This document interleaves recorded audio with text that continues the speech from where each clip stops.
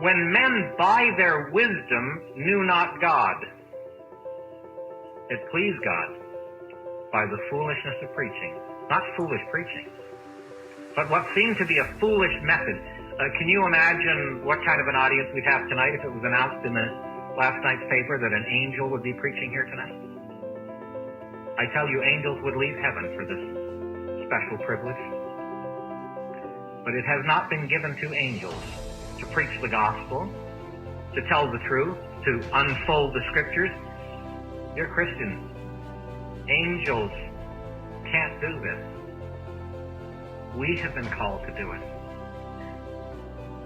The Lord wants to use that which is weak and foolish to the world and base and despised.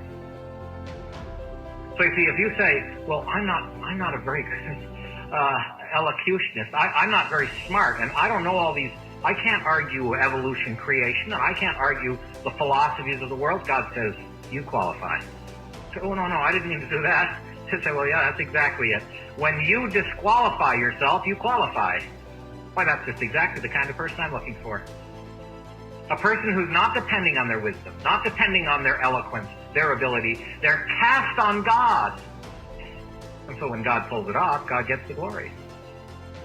I love the words of the man born blind, who when he was healed, the Pharisees tried to argue with him, and the man said, excuse me,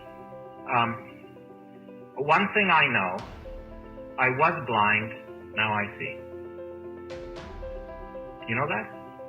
Do you know that God has changed your life? He's given you joy and peace in believing. He's opened heaven to you. He's given you salvation full and free. You've been cleansed from all your iniquity. You know that? Well, that's what you're telling people. So we're not introducing philosophies to people. We're introducing a person, our best friend. We preach Jesus Christ and Him crucified. In the words of the little chorus, do you know my Jesus, the Christ of Calvary? If you knew my Jesus, His you would always be. Won't you take my Jesus? He'll not pass you by, for my Jesus can satisfy.